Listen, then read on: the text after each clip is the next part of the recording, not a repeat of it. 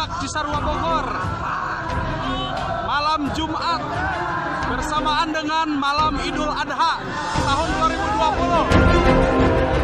2020. Riti Nyindra. Bismillahirrahmanirrahim. Assalamualaikum warahmatullahi wabarakatuh. Hamidanillah wa musallian ala rasulillah wa ala alihi wa sahbihi wa mawalah.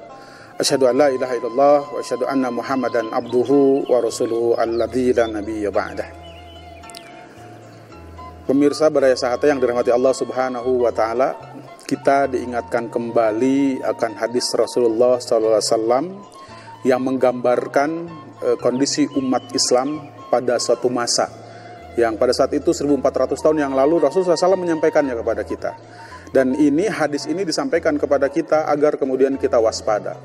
Kata Rasulullah SAW, yusiku antada alaikumul ummamu min kulli ufukin kama tada'al akalatu ala qas'atiha. Suatu saat umat Islam ini akan seperti hidangan yang disuguhkan di atas meja, yang dikerubuti oleh orang-orang dari berbagai penjuru arah, orang-orang yang kelaparan, yang kemudian mereka memperebutkannya, mencabiknya, sementara kemudian umat Islam digambarkan sebagai sebuah hidangan yang dia tidak bisa berdaya. Dicabik sini, dicabik sana, dikunyah sini, dikunyah sana, dia hanya pasrah. Nah, itulah kemudian Rasul ingin menggambarkan umat Islam di suatu saat. Akan tetapi kemudian ini adalah pengingat bagi kita semua. Insya Allah kemudian umat Islam, walaupun kemudian hari ini kita lihat realitas umat Islam, dimanapun umat Islam berada, kondisinya selalu demikian. Selalu dalam keadaan tertuduh, selalu kemudian mendapat perlakuan yang tidak adil, selalu dibully, dimanapun umat Islam itu berada. Tidak terkecuali di negeri ini, di Indonesia.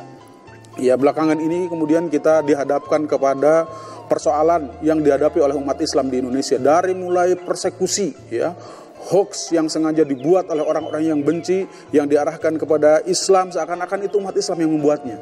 Contoh saja misalkan kasus telepon yang beberapa waktu lalu yang rame di jagat media online gitu. Ini sesungguhnya adalah upaya untuk melakukan pencitraburukan terhadap umat Islam. Namun kita melihat umat Islam tidak semudah itu untuk kemudian dikelabui. Semuanya terbongkar, semuanya terungkap. Dan kemudian kita juga menghadapi yang baru-baru ini terhadap ulama kita Habib Rizik, di mana kemudian ada segelintir orang saja yang sebetulnya mereka ini tidak banyak, tetapi kemudian mengatasnamakan bela rakyat, mengatasnamakan NKRI, mengatasnamakan bela negara. Tetapi kemudian mereka mencoba mempersekusi ulama. Kita bisa melihat, semua orang sudah tahu bagaimana kemudian foto Habib Rizik ingin dibakar, dihinakan. Ini adalah bentuk penghinaan terhadap ulama. Tetapi sekali lagi, umat semakin sadar, bahkan kemudian adanya hadis ini kemudian mengingatkan umat Islam agar kemudian waspada. Sehingga umat Islam dalam kondisi seperti ini harus merapatkan barisan. Tidak boleh tinggal diam atas kondisi yang ini sengaja didesain sedemikian rupa. Nah, oleh karena itu, apapun kondisi yang saat ini tengah terjadi, umat Islam harus hati-hati. Dan satu hal yang perlu dilakukan oleh umat Islam, jaga ukhuwah, jaga kekompakan, agar kemudian bisa jadi berbagai upaya yang mereka lakukan ini adalah bentuk test case. Apakah kemudian umat Islam itu masih kompak, atau kemudian umat Islam itu mudah diperlakukan sedemikian rupa sehingga mereka bisa melakukan langkah yang selanjutnya. Tetapi kita bisa lihat dari satu kasus ke kasus lain semakin menunjukkan umat Islam itu mampu bersatu. Dan mudah-mudahan ini adalah momentum untuk mempersatukan umat Islam. Apalagi kemudian ulamanya dihina. Dan ini bisa jadi memang upaya karena kekuatan umat Islam itu sesungguhnya ada pada ulamanya. Walaupun kita tahu, hadirin rahimakumullah, pemirsa Baraya Sahate, ada ulama-ulama tetapi juga kemudian tidak sedikit ulama akhirat yang kemudian dikatakan daging para ulama ini adalah beracun. Maka kemudian barang siapa yang berani bermain-main dengan para ulama, maka mereka akan mendapatkan dampak. Mereka akan menghadapi akibatnya. Dan inilah yang kemudian mereka coba lakukan. Mereka ingin mempersekusi ulama karena mereka tahu kekuatan umat Islam ini ada pada ulamanya. Maka mereka mencoba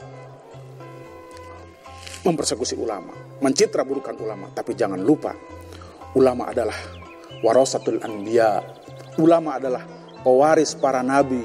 Ulama adalah kekasih-kekasih Allah Subhanahu wa ta'ala. Maka yang akan menjaganya selain umat ini, maka Allah yang akan menjaganya. Oleh karena itu yang dibutuhkan oleh umat pada saat ini adalah merapatkan barisan. Selalu waspada terhadap berbagai upaya, terhadap hoax yang dikembangkan ya, untuk memojokkan umat Islam. Kita tidak boleh terpancing, kita harus cerdas. Kita punya panduan, kita punya rujukan, kita punya Al-Quran, kita punya Al-Hadis, kita punya para ulama.